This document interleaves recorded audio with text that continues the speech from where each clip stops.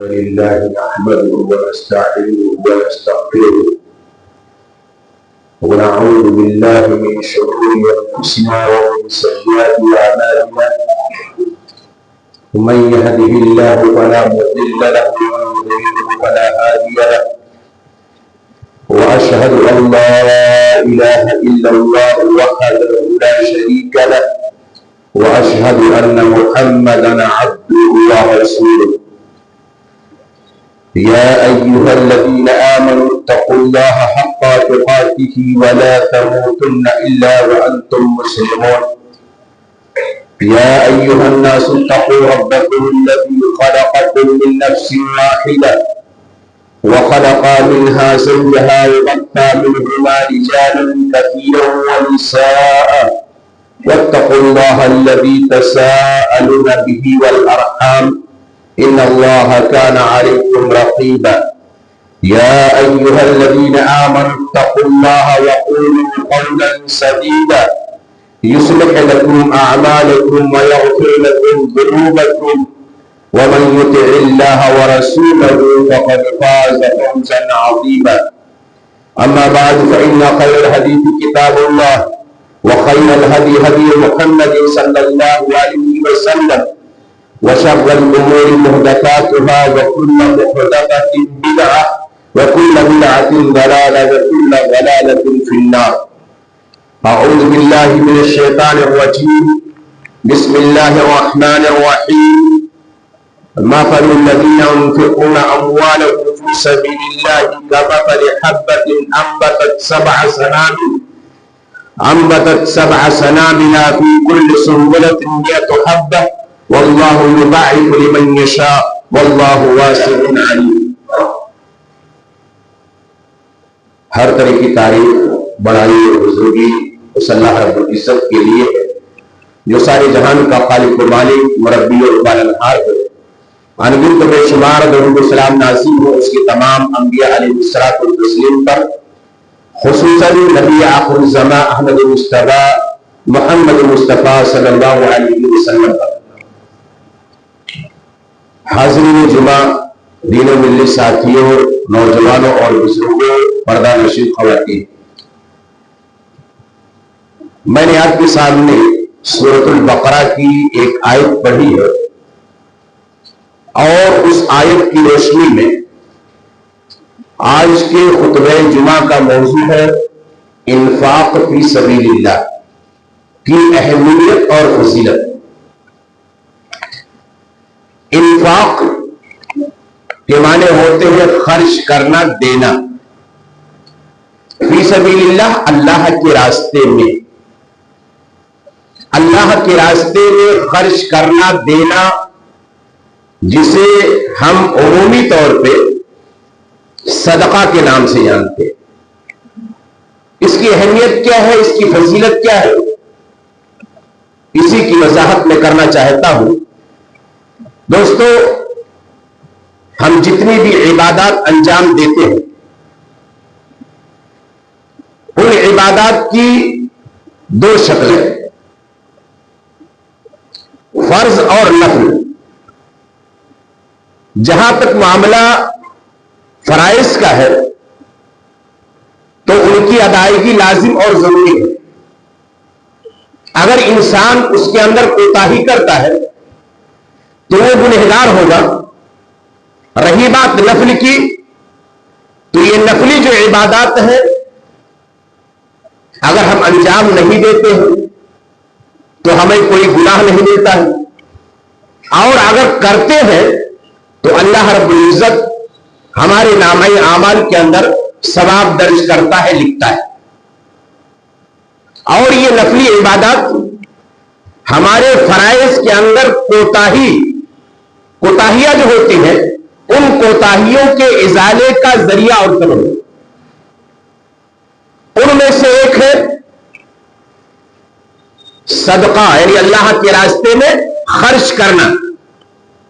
قرآن مجید میں اور احادیث رسول صلی اللہ علیہ وسلم میں متعدد جگہوں پر اللہ کے راستے میں خرچ کرنے کی تاکید آئی ہے اور اللہ رب العزت نے کہا ہے کہ اللہ کے راستے میں خرچ کرو. یا ایھا الذین آمنوا انفقوا من طیبات ما کسبتم، اے ایمان والو تم اپنی پاکیزہ کمائی، اپنی حلال کمائی کو اللہ کے راستے میں خرچ کرو.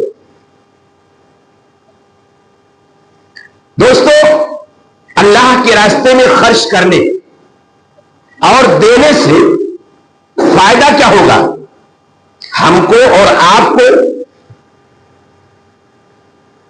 قرآن مجید کی آیات اور احادیث کو پڑھنے کے بعد جو باتیں ہمارے سامنے آتی ہیں وہ کچھ اس طرح سے.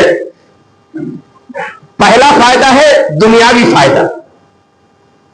دنیاوی فائدہ کیا ہوتا ہے؟ اگر ہم اللہ کے راستے میں خرچ کرتے ہیں تو ہمارے مال کے اندر بڑھوتری اور زیادتی ہوتی ہے. جب ہم اپنے جیب سے 10 روپے 50 روپے 100 روپے نکال کر کے کسی کو دیتے ہیں تو بظاہر ہم کو ایسا لگتا ہے کہ ہمارے جیب کے اندر کمی آ گئی ہے، ہمارے پیسے کے اندر کمی آ گئی ہے، لیکن باطنی طور پر اس کے اندر زیادتی ہوتی ہے. اللہ رب العزت نے بیان فرمایا یمحق اللہ الربا ویربی الصدقات، اللہ سود کو مٹاتا ہے، کم کرتا ہے اور صدقات کو بڑھاتا ہے، اس کے اندر زیادتی کرتا ہے. اور اللہ کے نبی صلی اللہ علیہ وسلم نے بیان فرمایا ما نقصت صدقۃ من مال، صدقہ مال میں سے کمی نہیں کرتا ہے بلکہ اس کے اندر زیادتی ہی کرتا ہے. اور قرآن مجید کی جو آیت کریمہ خطبہ مسنونہ کے بعد میں نے پڑھی، اس کے اندر اللہ رب العزت نے اللہ کے راستے میں خرچ کرنے کی فضیلت کو بیان کرتے ہوئے کہا کہ جو لوگ اپنے مال کو اللہ کے راستے میں خرچ کرتے ہیں ان کی مثال، اس کی مثال کمثل حبۃ، اس دانے کی طرح ہے جسے ایک کسان زمین کے اندر ڈالتا ہے اور پھر اس دانے سے 7 بالیاں اٹھتی ہیں، ہر بالی کے اندر 100 دانے ہیں. پتا کیا چلا؟ ایک دانہ ڈالا 7 بالیاں نکلی اور ہر بالی کے اندر 100 دانے. یعنی اللہ رب العزت اگر کوئی انسان 1 روپیہ خرچ کرتا ہے تو اس کو بڑھا کر کے 1 سے لے کر کے 700 گنا کر دیتا ہے. اور کہا واللہ یضاعف لمن یشاء، اور اللہ جس کے مال کے اندر اور زیادہ بڑھوتری کرنا چاہتا ہے کرتا ہے. واللہ واسع علیم، اللہ وسعت والا جاننے والا ہے. یہ مثال ہے، یہ فضیلت ہے اللہ کے راستے میں خرچ کرنے کی. اگر 1 روپیہ آپ خرچ کرتے ہیں، ہم خرچ کرتے ہیں، تو ایسی صورت میں اللہ رب العزت اس کو بڑھا کر کے 1 سے لے کر کے 700 گنا تک کر دیتا ہے. اللہ رب العزت نے امت محمدیہ کے اوپر کتنا احسان کیا ہے کہ آپ اس کا تصور نہیں کر سکتے ہیں. صحیح مسلم کی روایت ہے، اللہ کے نبی صلی اللہ علیہ وسلم نے کہا کہ جب ایک مسلمان انسان، ایک مسلمان بندہ اپنے دل کے اندر کسی نیکی کے کرنے کا ارادہ کرتا ہے اور کرتا نہیں ہے تو ارادہ کرنے کی بنیاد پر اللہ رب العزت اس کے نام اعمال کے اندر 1 نیکی لکھ دیتا ہے، اور اگر اس نیکی کو کر لیتا ہے تو اللہ رب العزت اس نیکی کو بڑھا کر کے 1 سے لے کر کے 10 سے لے کر کے 700 گنا تک بڑھا دیتا ہے. اور اگر برائی کرنے کا ارادہ کرتا ہے، ارادہ کیا ہے، سوچا ہے صرف اور برائی نہیں کیا، تو اللہ تعالیٰ اپنے فرشتوں سے کہتا ہے کہ میرے بندے کے نام اعمال کے اندر کوئی گناہ نہ لکھو، اور اگر کر لیتا ہے تو اللہ کہتا ہے صرف 1 گناہ لکھو. نیکی کرنے کا ارادہ کیا نہیں، 1 نیکی لکھ دی گئی، 1 ثواب لکھ دیا گیا. صرف سوچنے کی بنیاد پر، ارادہ کرنے کی بنیاد پر. آپ اندازہ لگائیے کہ اللہ رب العزت اپنے بندوں کے اوپر کتنا رحیم و کریم ہے، کتنا مہربان ہے. صرف سوچنے پر کہ ہم نیکی کریں گے، بھلائی کریں گے، 1 نیکی لکھ دی گئی، اور اگر کر لیا تو 10 سے لے کر کے 700 گنا نیکی لکھ دی. برائی کرنے کا، گناہ کرنے کا ارادہ کیا نہیں تو کچھ بھی نہیں، اگر کر لیا تو صرف 1 گناہ لکھا جاتا ہے، اس کا نام اعمال کرنا. تو اللہ کے راستے میں خرچ کرنے سے مال کے اندر بڑھوتری ہوتی ہے، زیادتی ہوتی ہے۔ دوسرا فائدہ ہم کو کیا ملتا ہے؟ اللہ رب العزت اس کا نعم البدل عطا فرماتا ہے، جو ہم خرچ کرتے ہیں اس کا بہترین بدلہ اللہ تعالیٰ دیتا ہے۔ اللہ کہتا ہے وَمَا أَنفَقْتُم مِّن نَفْقَةٍ أَوْ نَذَرْتُم مِّن نَذْرٍ، جو کچھ بھی تم خرچ کرتے ہو یا جو نظر مانتے ہو اللہ تعالیٰ اس کو جانتا ہے۔ وَمَا أَنفَقْتُم فِي نَفْقَةٍ مِّن نَفْقَةٍ فَهُوَ يُخْلِفُهَا وَهُوَ خَيْرُ الرَّازِقِينَ، اور جو تم خرچ کرتے ہو اللہ اسے تمہیں اس کا نعم البدل عطا فرماتا ہے اور وہ بہترین روزی دینے والا ہے۔ اور حدیث قدسی ہے، اللہ تعالیٰ کہتا ہے یا ابن آدم انفق انفق، اے اللہ آدم کے بندے، اے آدم کے لڑکے، اے انسان، تو خرچ کر، میں بھی تیرے اوپر خرچ کروں گا، تجھے اس کا نعم البدل عطا فرماؤں گا، تجھے اس کا بدلہ دوں گا۔ اور صحیح مسلم کی روایت ہے، اللہ کے نبی صلی اللہ علیہ وسلم نے کہا روزانہ جب صبح ہوتی ہے فجر کے بعد 2 فرشتے دنیا کے اندر آتے ہیں، اور اس کے بعد بھی پھر وہ ان دونوں میں سے ایک دعا کرتا ہے اور دوسرا بد دعا کرتا ہے۔ کس کے لیے؟ اللہ کے راستے میں خرچ کرنے والے کے لیے، اللہ کے راستے میں خیانت کرنے والے کے لیے، بخیلی کرنے والے کے لیے۔ کیا کہتے ہیں وہ دونوں؟ اللہم آتی ممسکا خلفا منفقا خلفا، اے اللہ تو اپنے راستے میں خرچ کرنے والے کو بہترین بدلہ عطا فرما۔ اللہم آتی ممسکا خلفا، اے اللہ نہ دینے والے کو، بخیلی کرنے والے کے مال کو تو تباہ و برباد کر دے، ہلاک کر دے۔ یہ دوسرا فائدہ ہے کہ اللہ رب العزت ہے اس کا بہترین نعم البدل عطا فرماتا ہے اور اس کا بدلہ دیتا ہے۔ اور تیسرا فائدہ یہ ہے کہ یہ نیکی جو نفل کے طور پہ ہم انجام دیتے ہیں یہ ہمیں جنت کے اندر لے جانے کا ذریعہ اور سبب ہے۔ صحیح مسلم کی روایت ہے، ایک آدمی اللہ کے نبی صلی اللہ علیہ وسلم کے پاس آیا اور اس نے کہا، پوچھا نماز کے بارے میں، زکوٰۃ کے بارے میں، حج کے بارے میں، تمام چیزوں جو ارکان اسلام ہے ان تمام کے بارے میں سوال کیا۔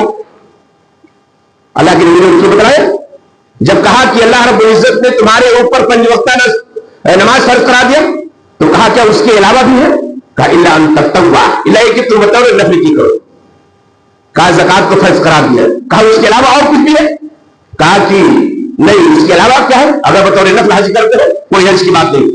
اور اس کے بعد جب اللہ کے رسول اس کو بتلا دیا اور پیٹ پھیر کر کے جانے لگا تو کیا کہا؟ واللہ اللہ کی قسم، نہ میں اس میں سے کچھ زیادتی کروں گا اور نہ اس میں سے کچھ کمی کروں گا، جیسا آپ نے بتلایا ہے ویسا میں اس پر عمل کرتا رہوں گا۔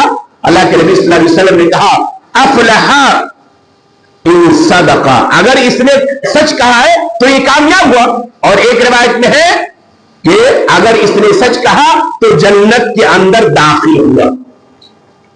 اور دوسری روایت میں ایک آدمی اللہ کے رسول مجھ کو ایسا عمل بتائیے جو مجھ کو جنت سے قریب اور جہنم سے دور کر دے۔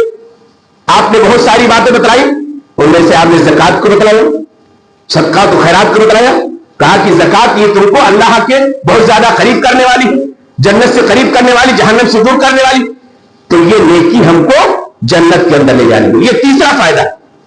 چوتھا فائدہ، ہم اللہ کے راستے میں خرچ کرتے ہیں، دیتے ہیں، تو اللہ ہمارے چھوٹے چھوٹے گناہوں کو جو عدم جانکاری میں ہم سے ہو جاتے ہیں اللہ ان کو مٹا دیتا ہے، ان صدقات کے ذریعہ ختم کر دیتا ہے۔ اللہ کے نبی نے فرمایا الصدقۃ تطفئ الخطیئۃ کما یطفئ الماء النار، کہا کہ صدقہ گناہ کو ایسے ختم کر دیتا ہے جیسے پانی آگ کو بجھا دیتی ہے۔ یہ فضیلت ہے، یہ اللہ کے راستے میں خرچ کرنے کا درجہ ہے کہ اللہ رب العزت ہمارے چھوٹے چھوٹے گناہوں کو مٹا دیتا ہے، ختم کر دیتا ہے۔ اور پانچواں فائدہ یہ ہے کہ اللہ کا غضب اور اس کی ناراضگی کم ہو جاتی ہے، اس کے اندر ٹھنڈا پن آ جاتا ہے۔ صدقۃ السر تطفئ غضب الرب، چپکے سے کسی کی مدد کرنا، چپکے سے کسی کی مدد کرنا، صدقہ دینا، یہ رب کے غضب کو بجھا دیتا ہے، کم کر دیتا ہے، ٹھنڈا کر دیتا ہے۔ یہ پانچواں فائدہ ہے. اللہ رب العزت کی جو ناراضگی ہوتی ہے وہ ختم ہو جاتی ہے. اور چھٹا فائدہ کہ صدقہ و خیرات کرنے سے سماج کے اندر پائی جانے والی جو برائیاں ہیں، جو منکرات ہیں، ان کا خاتمہ ہوتا ہے.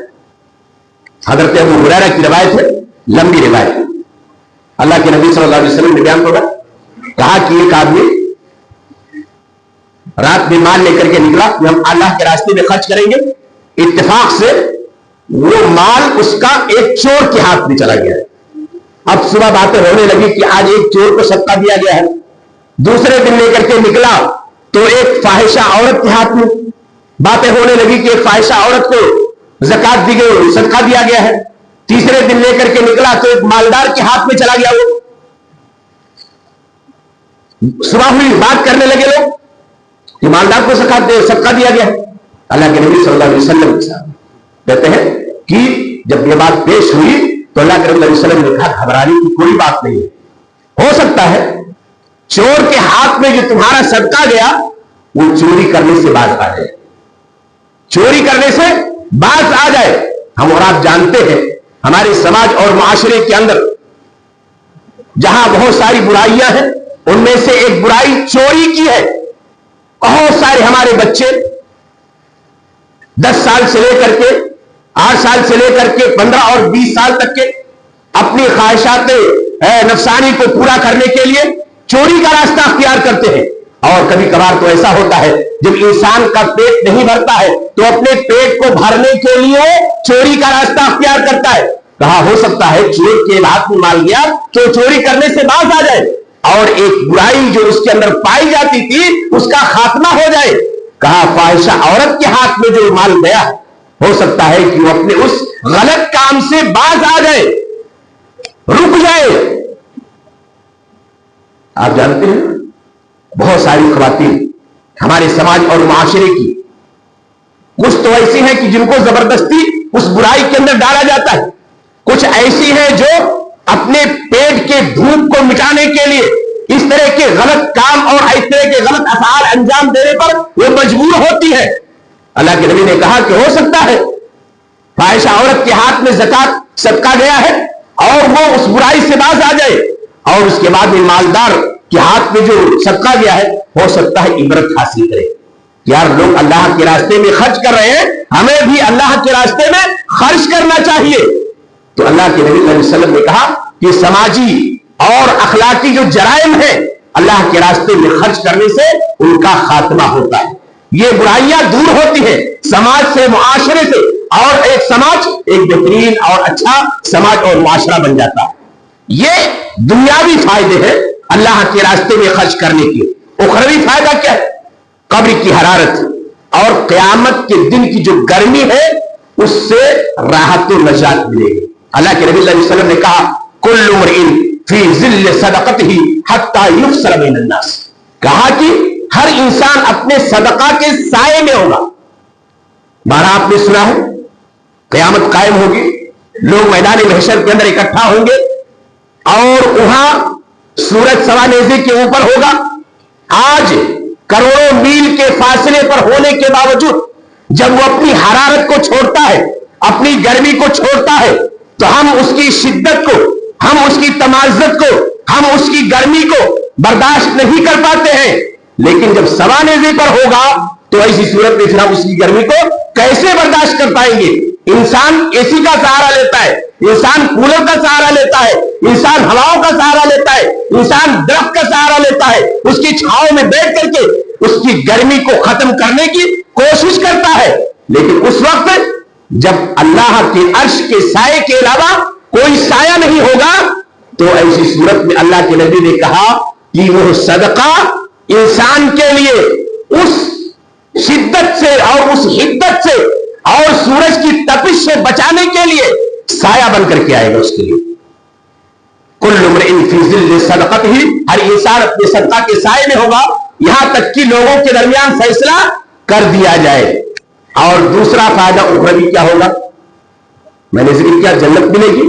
تیسرا فائدہ عرش الہی کے نیچے جگہ ملے گی اگر ہم اللہ کے راستے میں خرچ کرتے ہیں. اللہ کے رسول صلی اللہ علیہ وسلم نے کہا 7 लोग अर्श इलाही की साए में पनाह पाएंगे। उनमें से एक आदमी कौन है?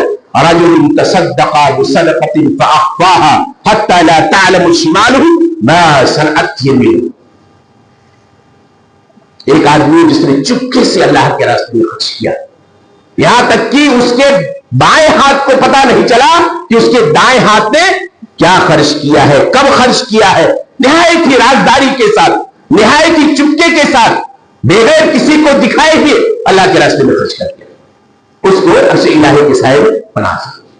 तो अगर हम इस अजमत को चाहते हैं, इस फजीलत को हासिल करना चाहते हैं, तो हमारे लिए लाजिम है कि हम अल्लाह के रास्ते में खर्च करें। दोस्तों, ज़कात का जहां तक मामला है वो फर्ज है, और अगर हम साहिबे माल हो जाते हैं, साहिबे निसाब हो जाते हैं, तो उसकी अदायगी हमारे ऊपर लाजिम और जरूरी है। अगर नहीं करते हैं तो गुनहगार होंगे, दुनिया के एतबार से भी और आखिरत के एतबार से भी। दुनिया के अंदर भी सजा मिलती है और आखिरत के अंदर भी सजा मिलती है। और ज़कात के लिए, सदका के लिए निसाब का होना जरूरी है। हत्ता कि एक इंसान जो रोजाना 200-300 रुपए कमाता है, अगर वो अल्लाह के रास्ते में 2 रुपया 5 रुपया भी खर्च करना चाहे, जरूरी नहीं है उसके लिए, लेकिन खर्च करना चाहे तो उसको सवाब मिलेगा, दे सकता है वो उस सवाब को हासिल करने के लिए। तो कहा अर्श इलाही के साए के नीचे पनाह मिलेगी हमको। कहा? मैदान महशर में, जब अर्श इलाही के साए के अलावा कोई साया नहीं होगा। और एक बात याद रखें कि ये फजीलत है जो अल्लाह के रसूल ने कहा, रजुल तसद्दक़ा बिसदक़तिन, आदमी ने सदका किया, आदमी का नाम, रजुल का नाम लिया, लेकिन इसका मतलब यह नहीं है कि औरत को वो सवाब नहीं मिलेगा। ये गालिब अहवाल के एतबार से बात कही गई है, अगलबियत के एतबार से बात कही गई है। और इस फजीलत को पाने के लिए अगर खवातीन भी अल्लाह के रास्ते में खर्च करती हैं तो उनको भी अर्श इलाही के साए में पनाह मिलेगी। हाँ, औरतें भी, उनको भी फजीलत हासिल होगी। रजुल का जो जिक्र है अगलबियत के एतबार से, उसके अलावा तो खवातीन भी खर्च करें, उनको भी ये फजीलत अगर अल्लाह ने दे रखा है तो उनको भी चाहिए कि अल्लाह के रास्ते में खर्च करें। जहां कहीं भी या अय्युहल्लज़ीना आमनू आया तो उसके अंदर मर्द और औरतें दोनों शामिल है और सबको खिताब है, इल्ला ये कि कोई इस्तिस्ना आ जाए तो खर्च करना चाहिए, औरत को भी मर्द को भी। अगर कोई मर्द ये सोचता है कि हमारी बीवी खर्च कर रही है और उसके बाद हम चाहे खर्च करें चाहे ना, उसका जवाब हमको नहीं। कोई औरत और कोई खातून ये सोचती है मेरा शौहर खर्च कर रहा है और उसके बाद में फिर हम चाहे खर्च करें चाहे ना खर्च करें तो स्वाब मिलेगा नहीं। वला तज़रु वाज़िरतुन विज़रा उख़रा, कोई किसी का बोझ नहीं उठाएगा और हर इंसान को अपने उसके अपने किए का बदला मिलेगा। वमन यअमल मिस्क़ाल ज़र्रतिन खैरन यरा वमन यअमल मिस्क़ाल ज़र्रतिन शर्रन यरा, जर्रा बराबर नेकी की होगी उसको देख लेगा, जर्रा बराबर बुराई की होगी उसको भी देगा। सारी चीजें वहां जाहिर हो जाएंगी, जैसी नेकी होगी वैसी करनी होगी, वैसा उसका बदला मिलेगा हर किसी को अपने एतबार से। तो औरतें मर्द जिस तरह खर्च करते हैं ऐसे ख्वातीन को भी चाहिए कि अल्लाह के रास्ते में खर्च करें। अल्लाह के नबी सल्लल्लाहु अलैहि वसल्लम ने खुतबा दिया, उसे खुली की रवायत है, जब आपको ऐसा लगा कि ख्वातीन तक मेरी बात नहीं पहुंची है तो आप ख्वातीन के मजलिस में गए और उसके बाद फिर वहां पर आपने बहुत सारी बातें कही और कहते हुए कहा तसद्दक़ना व अक्सिरनल इस्तिग़फ़ार फ़इन्नी रायतुकुन्ना अक्सर अहलिन नार। ऐ ख्वातीन, ऐ मोमिना औरतों, क्या करो तुम ज्यादा से ज्यादा सदका करो, ज्यादा से ज्यादा इस्तिग़फ़ार करो, इसलिए कि मैंने तुमको जहन्नम के अंदर ज्यादा देखा है।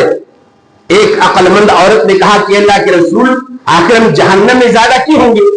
कहा कि तकसुरुनल लान तकफुरुनल अशीर व तकसुरुनल लान, शौहरों की नाफरमानी करती हो और लान तान ज्यादा करती हो। दो वजह, तकफुरुनल अशीर, शौहरों के साथ कुफ्र करते हो, कुछ जगह पर नाफरमानी करना है। क्या अल्लाह के रसूल सल्लल्लाहु अलैहि वसल्लम ने एक दूसरी रिवायत के अंदर कहा है, कहा कि ख्वातीन का मामला ऐसा है कि अगर आप पूरी जिंदगी उनके साथ भलाइयां करते रहें और अगर कहीं जर्रा बराबर आपसे कोताही हो गई जो उनके मिजाज के खिलाफ हो, फौरन उनकी जबान से निकलेगा कि जब से मैं इस घर के अंदर कदम रखी तब भी उनको सुख नसीब नहीं हुआ। कहा फौरन वो नाशुक्री कर देगी। कहा ये है تکفرن بالعشیر وتکفرن اللعن، اور کیا کرتی ہو؟ زیادہ سے زیادہ لعن طعن کرتے ہو. بات میں دیکھیں نا، تیرا یہ ہو، تیرا وہ ہو، تیرا وہ ہو. اللہ کے رسول نے کہا کہ تصدقنا واقسم الاستغفار، صدقہ کرو، زیادہ سے زیادہ استغفار کرو. اور اس کے بعد میں حضرت مسلم خود بیان کرتے ہیں کہ اللہ کے رسول نے کہا تو خواتین اپنے کان، اپنے ناک، اپنے ہاتھ کی جو زیورات تھے وہ نکال کر کے بلال کے کپڑے میں ڈالنے لگی. تو جس طرح مرد خرچ کریں گے ان کو ثواب ملتا ہے، ایسے ہی خواتین خرچ کرتی ہیں تو ان کا بھی ثواب ملتا ہے. اور بہت ساری دلیلیں ہیں. حضرت سودا رضی اللہ تعالیٰ عنہ کے بارے میں آتا ہے کہ وہ طائف کی خالہ خود بنایا کرتی تھی اور اس میں سے جو نفع ہوا کرتا تھا اس کو اللہ کے راستے میں خرچ کیا کرتی تھی، لوگوں کو دیا کرتی تھی. تو اللہ کے راستے میں صدقہ و خیرات کرنا یہ دنیا اور آخرت کے اعتبار سے فائدہ ہے، ہر اعتبار سے فائدہ ہے. اللہ رب العزت سے دعا ہے کہ اللہ تبارک و تعالی ہمیں دنیا اور آخرت دونوں کی بھلائیوں کو حاصل کرنے کے لیے زیادہ سے زیادہ اپنے راستے میں صدقہ و خیرات کرنے کی توفیق عطا فرمائے. دوستو، صدقہ و خیرات کرتے ہوئے ہمیں چند باتوں کو اپنے ذہن میں ہمیشہ رکھنا چاہیے. پہلی بات تو یہ کہ جو مال ہم اللہ کے راستے میں خرچ کر رہے ہیں وہ حرام طریقے سے کمایا ہوا نہ. وَلَا تَيَمَّمُوا الْخَبِيثَ مِنْهُ تُنْفِقُونَ، جو خرچ کرتے ہو اس کے ساتھ پاکیزہ چیز کے ساتھ حرام کو نہ ملاؤ. پاکیزہ چیز، حلال چیز اللہ کے راستے میں خرچ کرو گے. انفقوا من طیبات ما کسبتم، جو روزی تم نے پاکیزہ حاصل کی ہے ان میں سے اللہ کے راستے میں خرچ کرو. لن تنالوا البر حتى تنفقوا مما تحبون، جب تک اپنی پسندیدہ چیز کو اللہ کے راستے میں خرچ نہیں کرو گے تب تک نیکی نہیں پا سکتے، بھلائی نہیں پا سکتے. تو پہلی شرط یہ ہے کہ وہ مال حلال طریقے سے ہونا چاہیے، حرام طریقے سے نہیں. حرام طریقے سے کمایا ہوا ہے، لاکھوں کروڑوں ہم اللہ کے راستے میں خرچ کر دیں، صدقہ و خیرات کر دیں، کوئی بھی فائدہ حاصل ہونے والا نہیں ہے. دوسری شرط یہ ہے کہ صدقہ عمومی طور پر چھپا کر کے دیا جائے تاکہ کسی کو پتہ نہ چلے. چھپا کر کے دینا یہ اولا اور افضل ہے. اور وہ حدیث رجل تصدق بصدقۃ فاخفاها حتى لا تعلم شماله ما تنفق، دلیل اس کے کہ آدمی نے صدقہ کیا، خرچ کیا، دائیں ہاتھ سے بائیں کو پتہ نہیں چلا. لیکن اگر کوئی ایسی جگہ ہو جہاں پر لوگوں کو ترغیب دلانا مقصود ہو تو ایسی صورت میں وہاں دکھا کر کے بھی صدقہ و خیرات کیا جا سکتا ہے. اللہ رب العزت نے بیان فرمایا الذین ينفقون اموالهم باللیل والنہار سرا وعلانیہ، دونوں چیزوں کا تذکرہ کیا کہ جو لوگ اپنے مال کو رات اور دن میں چپکے اور بظاہر اعلانیہ خرچ کرتے ہیں فلہم اجرہم عند ربہم، ان کے لیے ان کے رب کے پاس اجر ہے. ان تم الصدقات فنعما ہی، اگر تم ظاہر کر کے دکھا کر کے دیتے ہو تب بھی بہتر ہے. وَإِن تُخْفُوهَا وَتُؤْتُوهَا الْفُقَرَاءَ فَهُوَ خَيْرٌ لَكُمْ، اور اگر چھپا کر کے دیتے ہو تو بھی تمہارے لیے بہتر ہے، لیکن چھپا کر کے دینا یہ اولاد ہے. دوستو، ہماری اور آپ کی ذمہ داری ہے، خاص طور سے جو صاحب حیثیت ہے، اللہ نے جن کو مال دے رکھا ہے ان کی ذمہ داری ہے کہ وہ سماج اور معاشرے کے غریبوں کا، یتیموں کا، بیواؤں کا، گرے پڑے لوگوں کا، جن کے پاس کمانے کا کوئی راستہ نہیں ہے، وہ جا کر کے دوسروں کے سامنے اپنے دستے اپنا ہاتھ دراز کرتے ہیں، دوسروں کے سامنے مانگتے ہیں. صاحب حیثیت لوگوں کی ذمہ داری بنتی ہے کہ جس طرح سے وہ اپنی زندگی گزار رہے ہیں ایسے ان کا پتہ لگا کر کے ان کی مدد کرنے کی کوشش کریں. آج آپ دیکھیں ہمارے سماج اور معاشرے کے اندر سڑکوں کے اوپر، نکڑوں کے اوپر سب سے زیادہ بھیک مانگنے والے ہمارے اپنے سماج کے لوگ ہیں. اس کی وجہ کیا ہے؟ اس کا سبب کیا ہے؟ ہمیں اور آپ کو اس کے تعلق سے بھی باتیں کرنی پڑیں گی، بتلانا پڑے گا کہ بلا ضرورت اگر کوئی مانگتا ہے تو کل قیامت کے دن اس کے چہرے کے اوپر ذرہ برابر گوشت نہیں ہوگا. یہ یاد رکھنا چاہیے مانگنے والوں کو. جو لوگ مانگتے ہیں بلا ضرورت کے ان کو حاجت نہیں ہے، عادت بن گئی ہے مانگنے کی. ان کو یاد رکھنا چاہیے کہ کل قیامت کے دن ان کے چہروں کے اوپر گوشت نہیں ہوگا. اور جو لوگ صاحب حاجت ہے، ضرورت ہے، اگر وہ مانگتے ہیں تو شریعت کہتی ہے کہ اس وقت تک مانگ سکتے ہیں جب تک ان کی حالت درست نہ ہو جائے. حالت درست ہو گئی, رہنے کے لیے گھر بن گیا, مکان بن گیا, اور اس کے بعد میں پھر کمانے کا راستہ ہموار ہو گیا, تو پھر ایسے لوگوں کے لیے پھر مانگنا جائز اور درست نہیں. اسی کے ساتھ ساتھ ہمیں اور آپ کو چاہیے کہ ہم کیا کریں. ایک تیسری بات ہے کیا کہ بہتر اور اچھے مال کو اللہ کے راستے میں خرچ کریں. چوتھی بات یہ ہے کہ ہم جب خرچ کریں, کسی کو دیں, کسی کی مدد کریں, تو ہمارے سامنے احسان جتلانا نہ ہو.